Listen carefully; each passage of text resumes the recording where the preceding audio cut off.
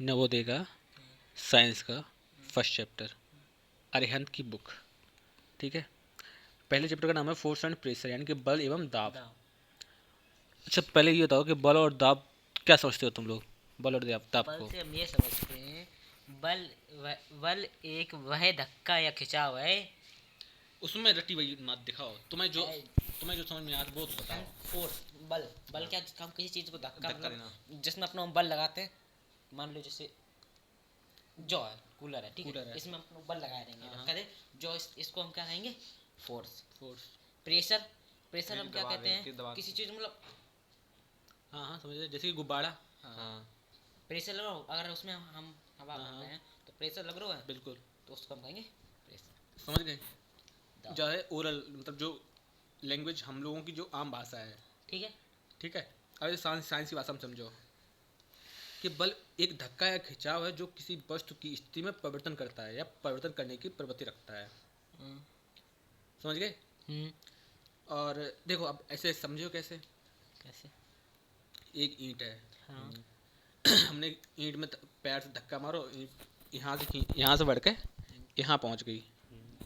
ठीक है, ईंट इस जगह से चल के इस जगह पहुँच गई, तो इसका मतलब हमने कोई दबाव डाला ना, कोई बल, हाँ, कोई फोर्स दिया, हाँ, जिसकी वजह से वो यहाँ डिस्प्लेसमेंट हो गया, यानी कि अपनी जगह से परिवर्तित हो गई। हम्म, तो ये क्या है? ये बल है। बल। ठीक है, और इसका ऐसा ही अंतर्राष्ट्रीय मात्रक न्यूटन है। क्वेश्चन पूछा जाता है कि बल का ऐसा ही मात्रक क्या है? न्यूटन। न्यूटन। हम्म, ये इंटरनेशनल यूनिट है, हाँ, यानी कि जो अंतर्राष्ट्रीय हाँ, मात्रक। पढ़ा है मैंने। पर सीजीएस पद्धति में इसका मात्रक डाइन है। सीजीएस मतलब पता नहीं। Centimetre gram second. हाँ, सेंटीमीटर ग्राम सेकेंड, सेकंड। ठीक है। Short form. एमकेएस मतलब मीटर किलोग्राम किलोग्राम। सेकेंड। ठीक है, न्यूटन एवं डाइन में संबंध देखो। हाँ। डाइन भूत वाली डाइन नहीं, हम्म, जे डाइन न्यूटन की, जे डाइन है बल, बल की जो सीजीएस। ठीक है, न्यूटन क्या होता है भैया? न्यूटन। क्या होता देखो, न्यूटन एक साइंटिस्ट को नाम था है? जिनके नाम पर इसका नाम रखा गया है। ठीक है, यहीं पर आओ। ठीक है, अब आते हैं डाइन। न्यूटन और डाइन में संबंध। एक न्यूटन बराबर 1 किलोग्राम इंटू 1 मीटर प्रति सेकेंड स्क्वायर। ठीक है, अब इसे देखो, इसे कैसे लिखो हुआ है? 1 kilogram, kilogram into metre, 1 metre upon second का स्क्वायर। ठीक है, कन्फर्म। तो इसे प्रति सेकंड लिखो, इसको मतलब कन्फ्यूज मत हो जाना। अब इसे हमें कन्वर्ट करनी है एक डाइन में, मतलब न्यूटन को डाइन में कन्वर्ट करनी है। ठीक है, और न्यूटन को फॉर्मूला है कि किलोग्राम प्रति मीटर सेकंड। ठीक है, अब 1 किलोग्राम को 1000 ग्राम, मीटर को 100 सेंटीमीटर, और सेकंड को सेकंड ही बनो रामदेव। ठीक है, अब कितना होगा? कितने सेकंड? एक 3 जीरो जी हो गए और 4 2 जीरो जी हो गए। कितने जीरो हो गए? 3 4 5, 5 जीरो हो गए ग्राम सेंटीमीटर प्रति सेकंड स्क्वायर। ठीक है, तो अब हम क्या कहें, एक न्यूटन में कितने कितने ग्राम है? एक न्यूटन बराबर एक कितने, 1 2 3 4 5, यानी कि 10 पावर 5। ठीक है, 10 पावर। डाइन को सूत्र क्या था? डाइन का सूत्र हमारा था 1 किलोग्राम सीजीएस पद्धति में ना, सीजीएस पद्धति में क्या नाम, बल का मात्रक डाइन है। तो सीजीएस पद्धति होगी ना, gram second, gram centimetre second square. ठीक है, यानी कि सेंटीमीटर ग्राम सेकंड। सेकंड। तो ये क्या हो गया? डाइन। यानी कि 1 न्यूटन में 10 to the power 5 डाइन होती हैं। कन्फर्म। कंफर्म। अब अगर बाई चांस तुम भूल जाओ तो क्या याद रखे हो? तो हम ये याद रखें, जैसे डाइन, डाइन से कुछ याद है। न्यूटन कितनी कितनी कितनी चुड़ैलों से लड़े थे? 3। न्यूटन लड़े थे 5 चुड़ैलों से। कौन कौन?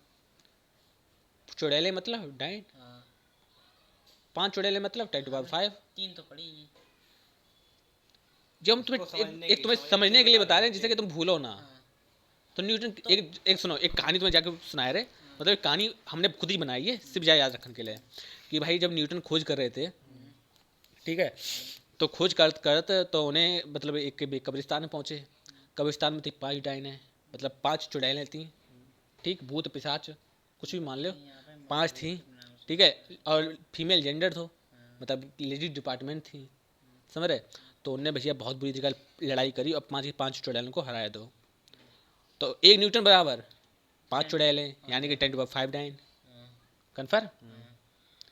और डाइन को फार्मूला CGS, ठीक है, ओके, कन्फर्म। अब आते हैं बल के प्रकार, यानी टाइप्स ऑफ फोर्सेस। विभिन्न प्रकार के बलों को 2 वर्गों में वर्गीकृत किया गया है। एक तो संपूरक बल, दूसरा होता है असंपूरक बल। से हटा दे पहले।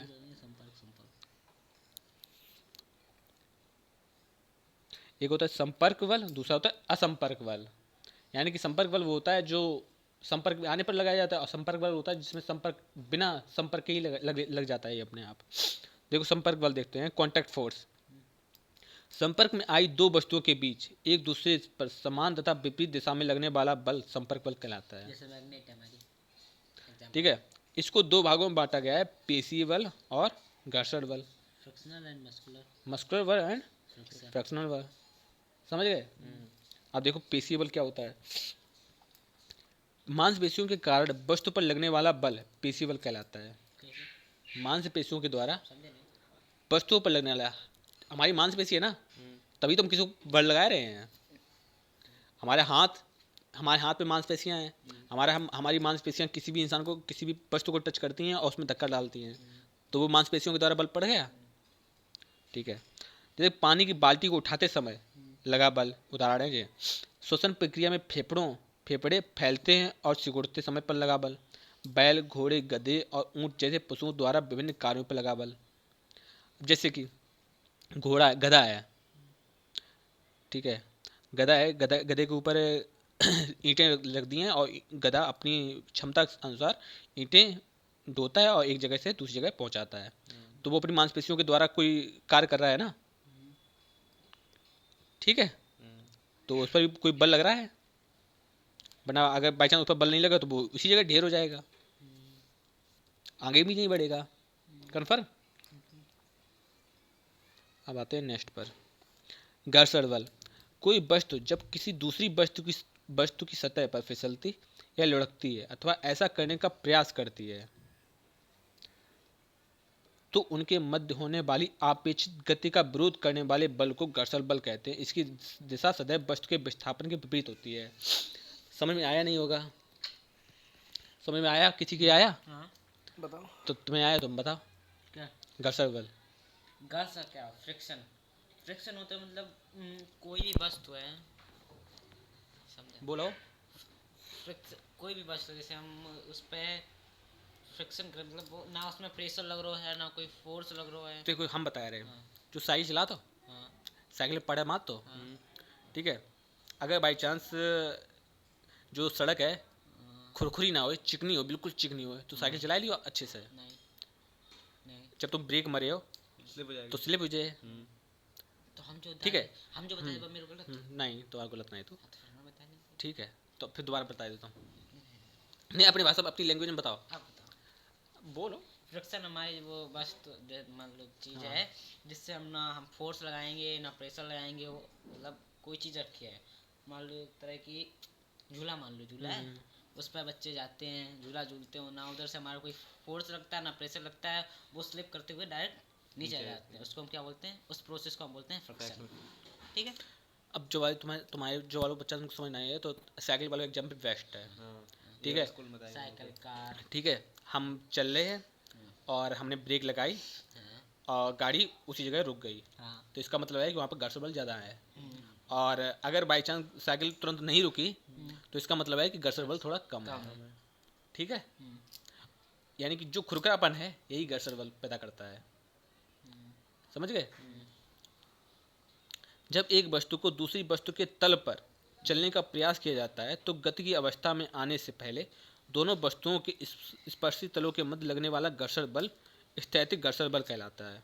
यह स्वतः समायोजित बल होता है, ठीक है, एक बार फिर से देखो, जब एक वस्तु को दूसरी वस्तु के तल पर चलाने का प्रयास किया जाता है, यानी कि साइकिल, एक इंसान वो साइकिल को चलाने का प्रयास करो तो, ठीक है, यानी कि दो कॉन्टैक्ट, मतलब दोनों के बीच कौन कौन है, एक तो साइकिल है, दूसरी सड़क है, ठीक है। तो गति की अवस्था में आने से पहले, यानी कि जब साइकिल चलने से पहले दोनों वस्तुओं के स्पर्शित तलों के मध्य लगने वाला घर्षण बल स्थैतिक घर्षण बल कहलाता है। यानी कि दोनों वस्तुएं जब चल रही हैं, यानी कि चलन से पहले की जो अवस्था है कि हम कोई भी चीज़ चला रहे हैं तो हमने उस पर दबाव डाला, उसके बाद वो आगे बढ़ी, ठीक है, कन्फर्म। अब जैसे कि मान लो एक ढलान है, मतलब बहुत बारीक सा ढलान है, ठीक है, जैसे कि ये मान लो ढलान है और हम साइकिल चढ़ा रहे हैं, अगर बाई चांस ये ढलान, ये बिल्कुल सतह बिल्कुल चिकनी हो, तो क्या ये चीज़ ऊपर पहुंच पाएगी? हाँ पहुंच जाएगी, अगर बाई चांस नहीं, ब्रेक ना लगे तो। नहीं पहुंचेगी, गिर जाएगा इंसान। अब हर चीज़ पर रिस्क तो नहीं ले सकते हैं, वरना हड्डी फंसी कौन उठाई जाए तुम्हारी, तो काम ऐसा करो ना कि हड्डी ना टूटे, काम हो जाए। इसी वजह से यहाँ पे थोड़ी, मतलब जब जो फर्श जो भी होता है वहाँ पे थोड़ी बहुत खांचे बनाए दी जाती हैं। ब्रेकर जिसको बोलते हैं। यही तो ठीक है, यही तो चीज़ है घर्षण बल, इसी यही तो पैदा करता है घर्षण बल। अब साइकिल है, साइकिल के पहिए में भी खांचे बनी हुई हैं, ठीक है, तो खांचे जाता है, फिर आगे बढ़ता है, फिर आगे बढ़ता है, फिर आगे बढ़ता है, और धीरे धीरे पहुँच जाता है। समझ गए? घर्षण बल, इसे घर्षण बल कहते हैं। जब वस्तु पर आरोपित बल का मान बढ़ाते हैं तो स्थैतिक घर्षण बल भी बढ़ जाता है। जब वस्तु पर आरोपित बल का मान बढ़ाते हैं, यानी कोई बल है उस पर हमने और दम ताकत लगाई तो स्थैतिक घर्षण बल बढ़ गया।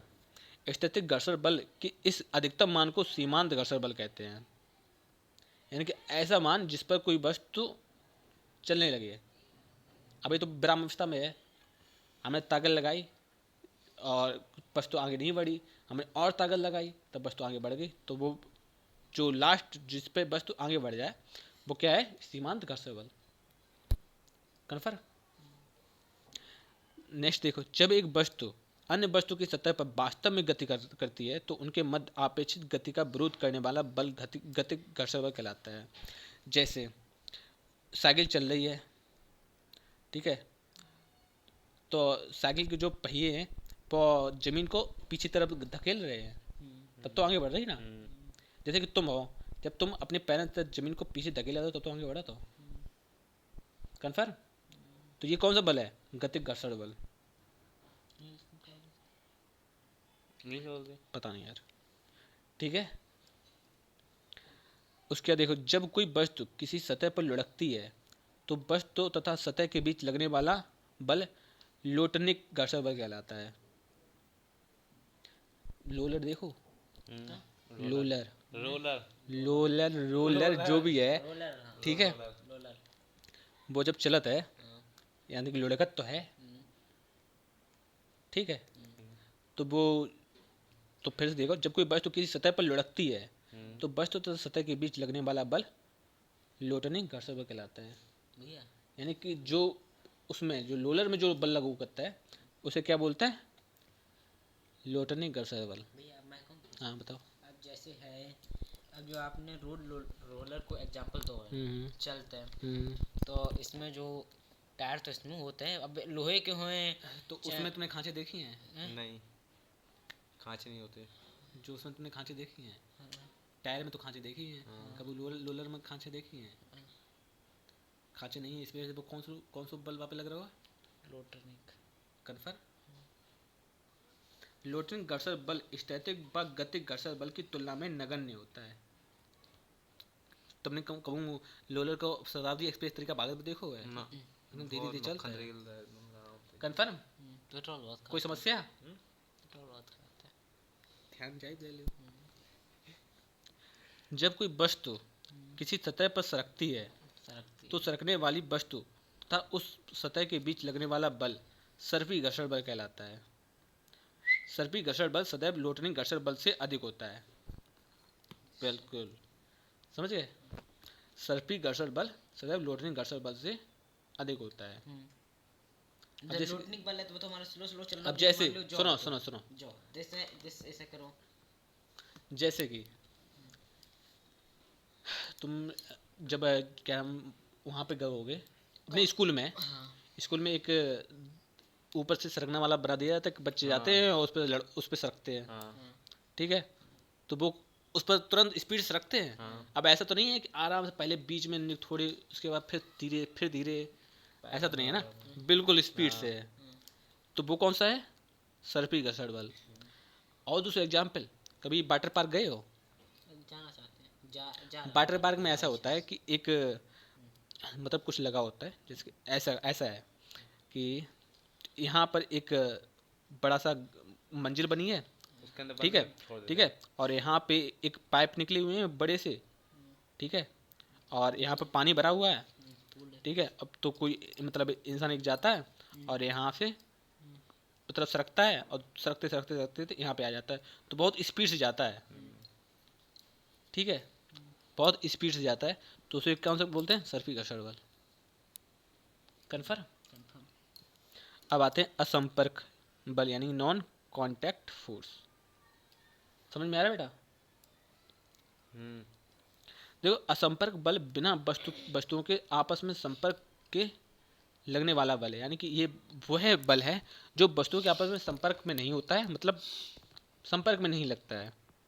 उदाहरण के लिए चुंबकीय बल मैग्नेटिक फोर्स, स्थिर वैद्युत बल इलेक्ट्रोस्टैटिक फोर्स और गुरुत्वाकर्षण बल ग्रेविटेशनल फोर्स।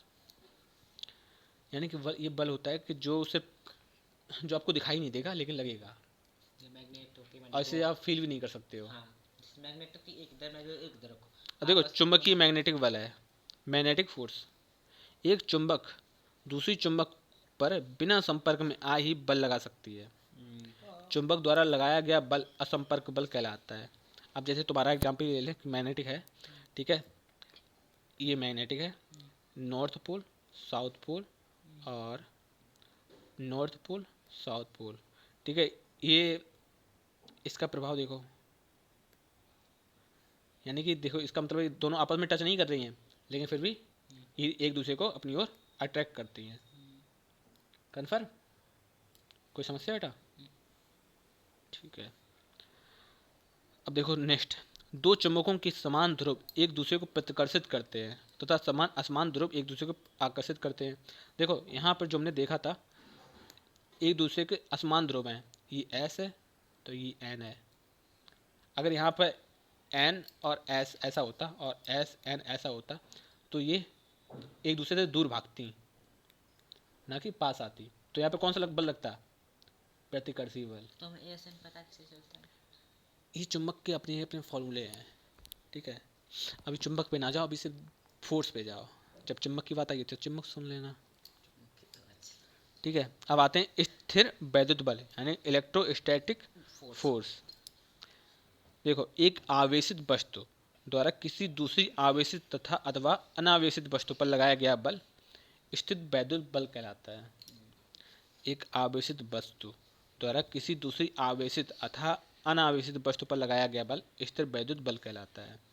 जैसे वस्तुओं के संपर्क में न होने पर भी यह बल कार्य करता है, इसलिए स्थिर वैद्युत बल या असंपर्क बल का एक उदाहरण है। फिर से देखो, एक आवेशित वस्तु है, ठीक है, किसी दूसरी आवेशित अथवा अनावेशित वस्तु पर लगाया गया बल स्थिर वैद्युत बल कहलाता है।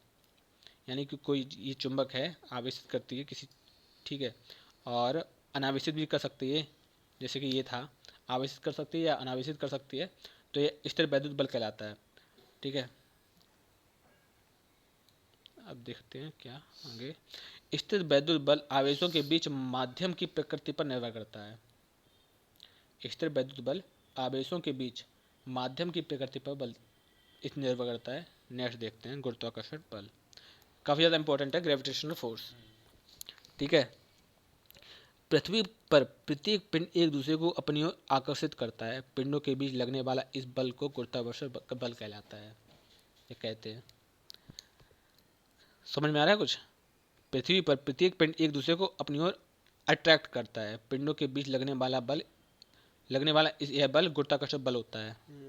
यदि किसी पिंड को पृथ्वी की सतह के ऊपर से मुक्त रूप से छोड़ दिया जाए तो गुरुत्वाकर्षण बल के कारण पृथ्वी की सतह पर आकर गिर जाता है।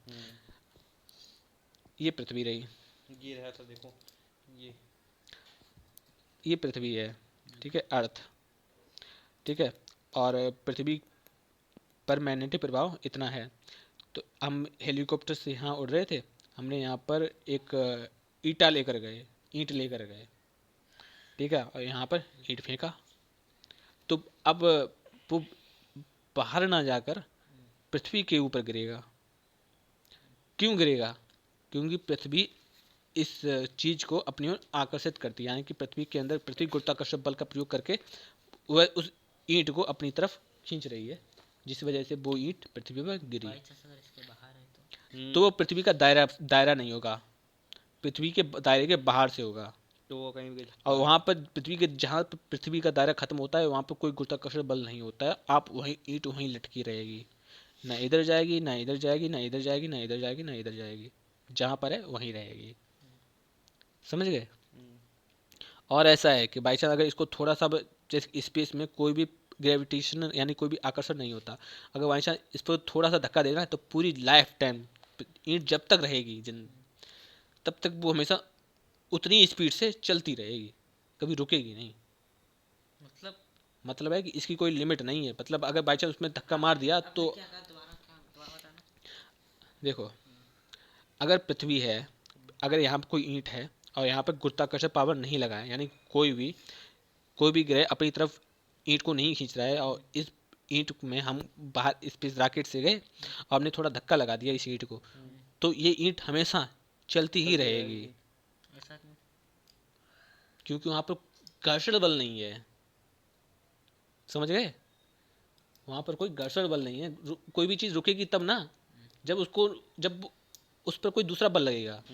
हर चीज़ पर दो बल लगते हैं, एक तो जिस तरफ तुम जा रहे हो उस तरफ, और दूसरी तुमको कोई पीछे खींच रहा है उस तरफ। जैसे कि जब तुम अपने पैर से जमीन को पीछे खींचते हो ना, तब आगे बढ़ते हो ना। समझ गए?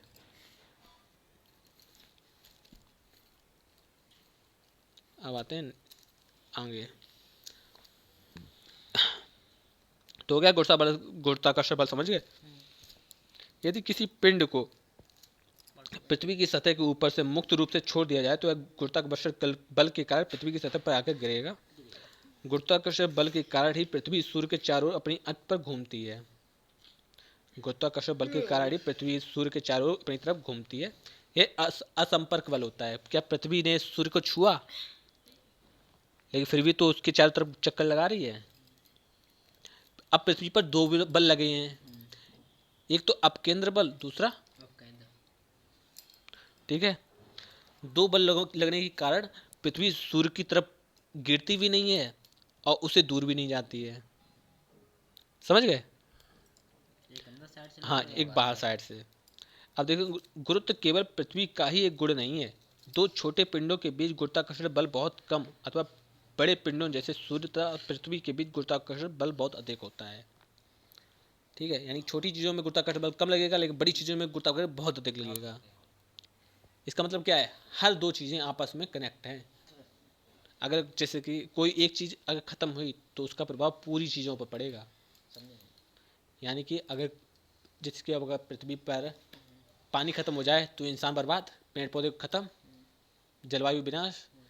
अगर ऑक्सीजन खत्म हो जाए तब भी सब बर्बाद। ऑक्सीजन पानी बहुत बड़ी तादाद में है ना, तो इसका असर भी बहुत बड़ा होगा। समझ गए? इसीलिए हम लोग कहते हैं ना, जल बचाओ अभियान या जंगल बचाओ अभियान, ये सब क्यों चलाए जाते हैं? इसीलिए चलाए जाते हैं कि ये सब नष्ट ना हो, ये सब खत्म ना हो। अगर ये सब खत्म हुए तो पूरी धरती विनाश में हो जाएगी, यानी पूरी पृथ्वी पर विनाश आ जाएगा, यानी पूरी पृथ्वी डिस्ट्रॉय हो जाएगी, खत्म हो जाएगी। समझ गए? अब आते हैं प्रणोद, थ्रस्ट। किसी वस्तु की सतह के लंबवत लगने वाला बल प्रणोद कहलाता है। किसी वस्तु की सतह के लंबवत लगने वाला बल प्रणोद कहलाता है। 90 डिग्री। किसी पृष्ठ पर लगने वाला प्रणोद का मान उस पृष्ठ के क्षेत्रफल पर निर्भर करता है। प्रणोद का मात्रक बल के समान होता है, अर्थात प्रणोद का ऐसा ही मात्रक भी न्यूटन ही है, और यह सदिश राशि है। ठीक। अब आते हैं दाब यानी प्रेशर। प्रति एकांक क्षेत्रफल पर लगने वाला प्रणोद को दाब कहते हैं। प्रति एकांक क्षेत्रफल पर लगने वाला वाले प्रतिरोध को दाब कहते हैं। दाब का मात्रक बल अपॉन क्षेत्रफल यानी F upon A, force upon ये एरिया। फार्मूला है।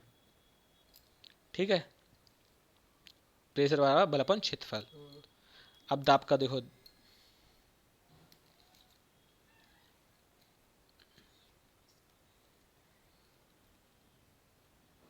अब देखो दाब का ऐसा ही मात्रक न्यूटन न्यूटन मीटर स्क्वायर होता है।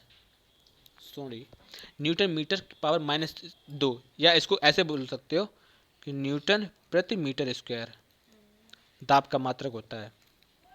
न्यूटन प्रति मीटर स्क्वायर। देखो क्षेत्रफल को मीटर से माइनस अपॉन में चला गया है। ठीक है, देखो इधर क्षेत्रफल बराबर मीटर स्क्वायर और बल बराबर न्यूटन, तो न्यूटन मीटर स्क्वायर।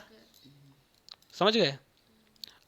अब इसको ऊपर कर लेंगे तो ऐसा बन जाएगा न्यूटन मीटर इसका -2। ऐसा ही मात्रक पास ठीक है। होता है। और वैज्ञानिक ब्लैस पास्कल के सम्मान में दाब के ऐसा ही मात्रक को पास्कल भी कहते हैं। ब्लेज पास्कल के सम्मान में दाब के ऐसा ही मात्रक को पास्कल भी कहते हैं। यह एक अदिश राशि है। प्रतिरोध सदिश राशि है और दाब अदिश राशि है। ठीक है, 1 पास्कल बराबर 1 न्यूटन मीटर पावर -2। ठीक है, एक ही बल कम क्षेत्रफल पर लगने पर अधिक दाब उत्पन्न करता है। एक ही बल कम क्षेत्रफल पर लगने पर अधिक दाब उत्पन्न करता है तथा अधिक क्षेत्रफल पर लगने पर कम दाब उत्पन्न करता है। जैसे कि ईंट छोटी है तो उस पर दाब ज़्यादा लगेगा, ईंट बड़ी है तो उस पर, समझ रहे? दाब के दैनिक जीवन में कुछ अनुप्रयोग देखो, यानी डेली यूज में applications of pressure in daily life. Bag और सूटकेस के हत्थे चौड़े बनाए जाते हैं जिससे हाथों पर कम दाब लगे। समझ गए? और भवनों की नींव चौड़ी बनाई जाती है जिस कारण धरातल पर कम दाब लगे। अब सूटकेस है, इतना भारी सूटकेस, और उसका जो हत्था है बिल्कुल पतला सा कर दिया जाए तो तुम्हारे हाथ में दर्द नहीं होगा, छिदेगा नहीं, कटने जैसा फील नहीं होगा कि कट कोई चीज़ कट रही है बार बार। तुम्हारे पूरे हाथ में बन जाएंगे निशान। तो इसलिए, ठीक है, इसीलिए चौड़े बनाए जाते हैं जिससे कि दाब कम लगे। कन्फर्म? ठीक है, नेक्स्ट देखते हैं। रेलवे की पटरियां सीमेंट या लोहे के तख्तों पर बनाई जाती हैं जिसके द्वारा रेलगाड़ी द्वारा प्रदत्त दाब बड़े क्षेत्र में फैल जाता है और दाब घट जाता है। जो सीमेंट है और लोहे के तख्तों पर बनाई जाती हैं जिसके द्वारा रेलगाड़ी द्वारा प्रदत्त दाब बड़े क्षेत्र में फैल जाता है और दाब घट जाता है। कन्फर्म? सुइयां आलपिन आदि आगे से तीखी बनाई जाती हैं जिसके कारण क्षेत्रफल कम हो जाता है और दाब बढ़ जाता है। अब जैसे कि एक दीवार है, ठीक है, अगर हम जो इस पर छेद करने वाली जो कील होती है ना, उस कील को मोटा कर दें, उसके बाद उस पर ठोकें तो क्या बहुत आसानी से अंदर दब जाएगी? ना, और यही दीवार है, इस पर कील बहुत पतली कर दें और उसको ठोकें आराम से जाएगा। तो घुस जाएगी। समझ गए? यानी कि क्षेत्रफल बढ़ा, दाब कम हुआ, क्षेत्रफल कम हुआ, दाब बढ़ गया। ठीक है, समझ गए? कर्तक मशीनें आगे से नुकीली बनाई जाती हैं जिससे क्षेत्रफल कम हो जाता है जिसके कारण दाब कम लगने पर भी अधिक दाब लगता है। व्यक्ति के खड़े रहने की अपेक्षा चलने से धरातल पर अधिक दाब लगता है क्योंकि व्यक्ति के खड़े रहने पर पृथ्वी के संपर्क में क्षेत्रफल अधिक होता है जबकि चलने की स्थिति में पृथ्वी के क्षेत्रफल में क्षेत्रफल कम होता है। पृथ्वी के संपर्क में क्षेत्रफल कम होता है। किसी व्यक्ति द्वारा गद्दे पर खड़े होने पर गद्दा अधिक दबता है अपेक्षाकृत जब वह व्यक्ति गद्दे पर लेटता है क्योंकि लेटने की अवस्था में क्षेत्रफल अधिक होता है और दाब कम लगता है। समझ गए? तुम लेटे, दाब कम लगा यानी कि गद्दा कम धसका। तुम खड़े हुए, दाब तुम्हारा पूरा का पूरा दाब गद्दे पर लगा और गद्दा दब गया यानी कि दाब बढ़ गया और क्षेत्रफल कम था। अब आते हैं नेक्स्ट। ट्रैक्टर के टायर चौड़े होते हैं जिस कारण धरातल पर कम दाव लगता है तथा यह दलदली भूमि में फंसता नहीं है। द्रव की गहराई बढ़ने के साथ द्रव का दाव बढ़ता है। गैसों को जिस पात्र में रखा जाता है वह उसी के पात्र के दीवारों पर दाव डालती हैं। समझिए। अब वायुमंडल दाब देखो, एटमॉस्फेयर प्रेशर। पृथ्वी के चारों ओर गैसों का सघन आवरण वायुमंडल कहलाता है। वायुमंडल द्वारा आरोपित दाब वायुमंडलीय दाब कहलाता है। पृथ्वी की सतह पर वायुमंडलीय दाब अधिकतम तथा ऊपर जाने पर घटता है। वायुमंडलीय दाब ऐसा ही मात्रक न्यूटन प्रति मीटर स्क्वायर होता है या पास्कल होता है। एक एटीएम बराबर 1.01 इंटू 10⁵ न्यूटन प्रति मीटर स्क्वायर। ठीक है, कन्फर्म। चलो अब सॉल्व करते हैं। इसका आंसर 9। बल का सीजीएस इकाई डाइन। हम जिससे पूछे वो बताएगा। ठीक है, अब ओम तुम बताओगे। वस्तुओं के संपर्क में आने से उत्पन्न बल कहलाता है। संपर्क बल। ठीक है, अब आज की तुम। आंसू। आज की पूछे। यदि किसी पर कोई बल ना लगे तो वह आकार विकृत हो जाएगा, तेजी से मुड़ेगा, या तो विराम में होगा या गति में होगा, या गति करना बंद कर देगा। यदि किसी वस्तु पर कोई बल ना लगे तो। आज की बताओ।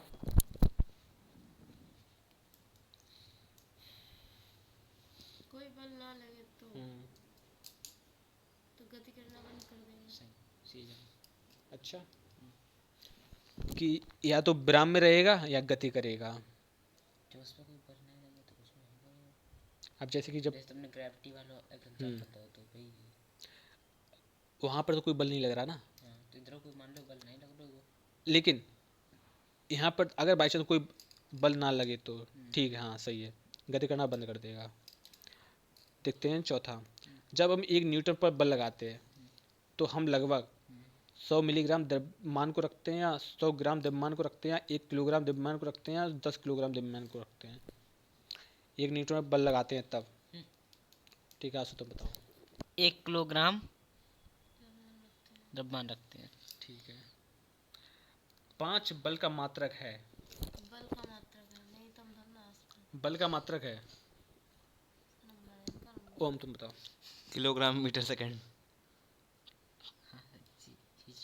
बल का मात्रक, बल का फार्मूला क्या है? CGS। F बराबर A F बराबर m इंटू हाँ ए। m metre. m क्या है? द्रव्यमान, मास, हाँ द्रव्यमान और मीटर, एरिया और ए एक्सेलरेशन। एरिया। एक्सेलरेशन। ठीक है, न्यूटन मीटर प्रति सेकंड स्क्वायर। हम बताते हैं मीटर पर सेकंड स्क्वायर है। ठीक है, बीज राइट। क्या है? तो अब बताओ कौन सा आंसर होगा। आगे तुम चुप। मीटर पर सेकंड स्क्वायर। हाँ सही। बीज बल का मात्रक, राइट। बल का मात्रक मीटर प्रति सेकंड स्क्वायर। ना ना हाँ, बल का मात्रा C वाला होगा भैया। कैसे? कि किलोग्राम मीटर प्रति सेकंड स्क्वायर होगा। किलोग्राम ग्राम मीटर सेकंड पर- होगा। हाँ। सेकंड वाला भैया, यही पहले बोलते हैं हम। ए स्क्वायर कहाँ चला जाएगा? ए होगा इसका।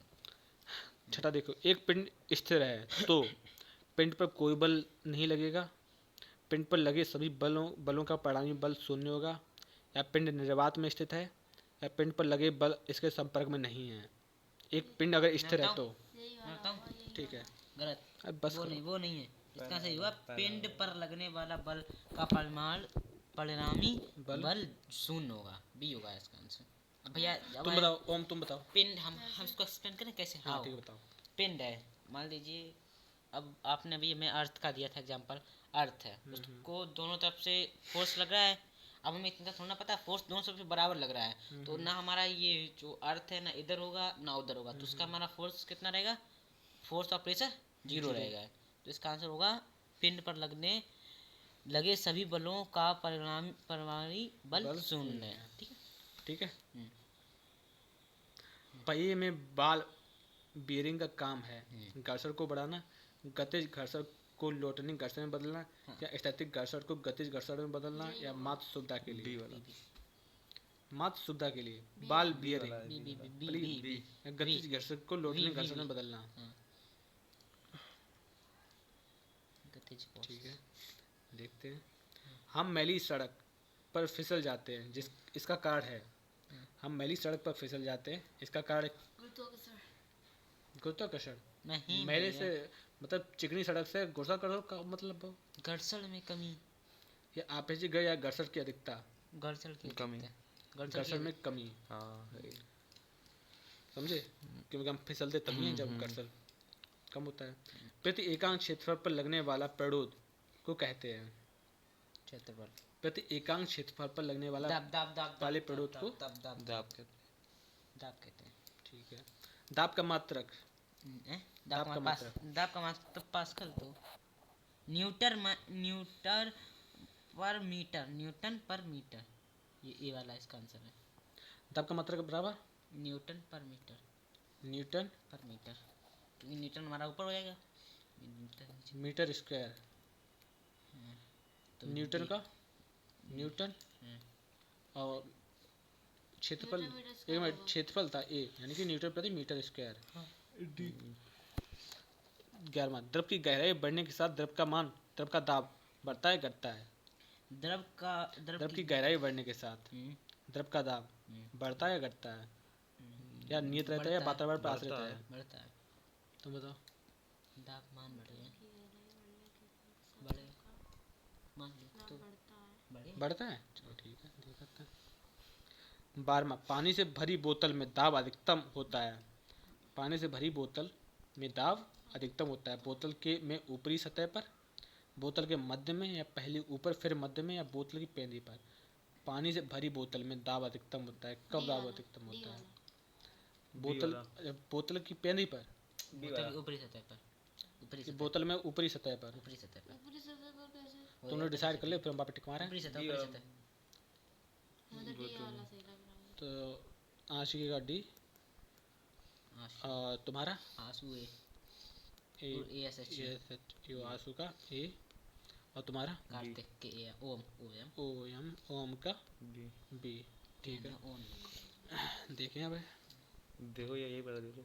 नहीं, ना नहीं। पहले सारी होगी आंसर ना। शीट देखो, आंसर। ना पहले सारे क्वेश्चन। किसी बांध की तली मोटी बनाई जाती है क्योंकि जल दीवार की तली पर कम दबाव आरोपित करता है, या यह रिवाज है, या बांध अच्छा दिखाई देता है, जब जल दीवार की तली पर अधिक दबाव आरोपित करता है। जल दीवार की तली पर अधिक दाव आरोपित करता है। सबका डी है। चलो ठीक है। 120 सेंटीमीटर स्क्वायर क्षेत्रफल पर 30 न्यूटन का बल लगाने पर दाव आरोपित होगा। न्यूटन। इसे कैसे सॉल्व करे हो? लिखो 30 दाब मतलब दाब का फार्मूला, पी पी इक्वल, दाब का फार्मूला वही तो बता रहे हैं। न्यूटन अपॉन मीटर पर सेकंड। Metre square.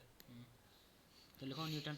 पहली बात तो जो 120 120 40 आंसर है वैसे जाको। हम्म, 4 आंसर है। 4 ये गुणे क्या फॉर्मूला, ये क्या होगा? प्रेशर का फार्मूला बताओ। पी इक्वल एफ अपॉन क्या ए था? P ये था, इक्वल F अपॉन ए। ए। F बराबर न्यूटन, ए बराबर मीटर स्क्वायर। ठीक है, फिर भी लेकिन आंसर कर देता हूँ। एक मिनट आंसर एक फिर भी मिनट नहीं आ रहा, आंसर एक मिनट सब्र करो। कह देगा। ये है सेंटीमीटर में, हमारा आंसर चाहिए मीटर में। हाँ, अब इसमें क्या करोगे? मीटर में चेंज करने मीटर में चेंज करो तो कितना है? 12000 12000 बस टेंशन ले। ठीक है। न्यूटन 30 और 120। 2 जीरो बड़ा दो, ठीक, 1 जीरो बड़ा। अच्छा चलो ठीक है। एक जीरो से जीरो कैंसिल हो जाएगा। 3 चौको 3 चौके 12। ठीक, नीचे आ जाएगा। लेकिन 2 जीरो 4 की आएगा पावर नीचे। 4 की पावर 3 है। हम्म, तो एक जो 1 मीटर 1 सेंटीमीटर का कितने में 100, लेकिन इधर 12 है तो 1200। आंसर तो सही है, 12000 है। नीचे तो 12000 है, लेकिन इधर आंसर इसको जो दिए ये वाला सही लग रहा है मुझे वाला। लग रहा है तुम्हें? गलत। इसका समथिंग में आंसर आएगा हमारी ये समथिंग 5 की पावर 10, 5 इंटू 10। तो अब समझोगे कि तुम लोग क्या गलती कर रहे थे? 15 वाला देखो। गलती क्या कर रहे थे? गलती तो बताओ अपनी, गलती क्या कर रहे थे? यहाँ पे ये मीटर वाला यहाँ पे 1200 है कि 1.2 हैं? 1.2। चलो अब तो निकल ही आएगा 1.2 हो जाएगा आंसर। फिर से लगाओ। अब तो बहुत सुनो, लिसन। प्रेशर पी का फॉर्मूला एफ अपॉन ए ए, एफ बराबर 30 न्यूटन, ठीक है। और ए बराबर, मीटर में आंसर मीटर होता है लेकिन यहाँ पर दिया गया है सेंटीमीटर, तो 30 अपॉन इस सेंटीमीटर को मीटर में बदल दो 1.2, ना कि 12,000, ठीक है। अब यहाँ से पॉइंट हटाओ, जीरो बढ़ाओ, 12 कम 12 दूनी 24, कितना आया? 12 दूनी 24 और 12 पंचे 60, ठीक है। लेकिन यहाँ पे तुमने फिर से गड़बड़ करोगे।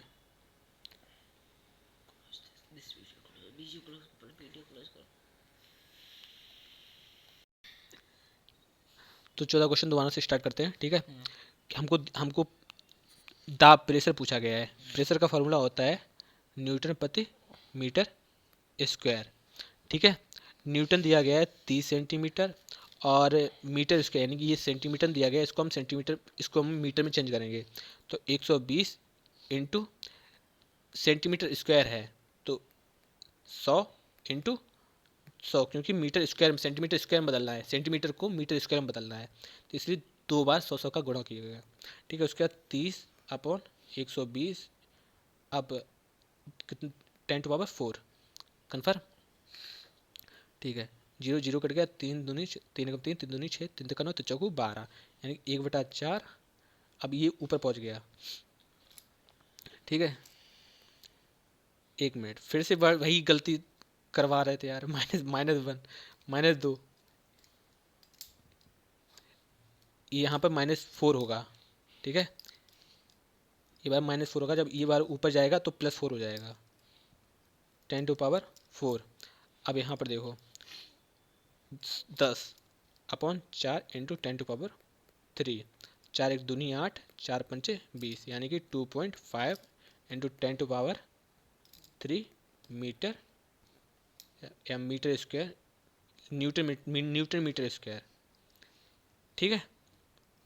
एक बार फिर से देख लो। नहीं सर, अब आ गया पक्का पक्का कन्फर्म, कंफर्म। बार बार वही एक ही चीज बार बार गलती हो रही है। वही पे हो रही थी। इतने समझदार हो गए हो, चलो ठीक है। अब देखो 15 क्वेश्चन।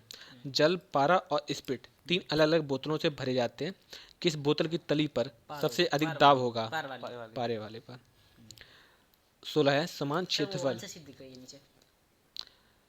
समान क्षेत्रफल के पृष्ठों पर F/4F बल आरोपित किया जाता है, 1.2 तो उन पर लगे दावों का अनुपात 1/4 कैसे? करके देख लीजिए। P1 अपॉन P2 बराबर F1 अपॉन F2। F2 देखो समान क्षेत्रफल के, देखो इसे और कैसे सॉल्व करे हो? F1 अपॉन A और F2 अपॉन B B, नहीं समान है, ए ही रहेगा, A, तो ए से एक कट जाएगा, ठीक है। फिर F से F कट जाएगा, फिर 1/2 बचेगा। ठीक है, अब F1 कितना है 1, F2 कितना है 4, 4 तो 1/4 ठीक है सर, आ गया कन्फर्म। कंफर्म। अब देखो 17, एक लड़का एक हाथ में पानी से भरी बाल्टी तथा दूसरे हाथ में लकड़ी का गुटका ले जा रहा है। यदि वह लकड़ी के गुटके को पानी की बाल्टी में डाल दे तो वह अनुभव करेगा समान भार, अधिक भार, कम भार या इनमें से कोई नहीं। समान बार। ठीक है। यदि वायु की आर्द्रता बढ़ती है तो वायुदाब, बढ़ता है आर्द्रता बढ़ती है तो वायुदाब, बढ़ता है। वायुदाब का ऐसा ही मात्रक क्या होता है? Newton metre square. पृथ्वी सतह से ऊपर जाने पर ताप घटेगा या बढ़ेगा? दाब घटेगा। ताप घटेगा। ठीक है, तो आज और क्लास फिर यहीं टिक लीजिए आप। बस इतना ही रखो। बी ए 19 का ए, सही है सब। ठीक है, 18 का B सही है। चलो सब सही है। ओके, अगर आपको हमारा वीडियो अच्छा लगा हो तो प्लीज़ लाइक करें, सब्सक्राइब करें और वीडियो को शेयर करें। Thank you. मिलते हैं आपको नेक्स्ट वीडियो में।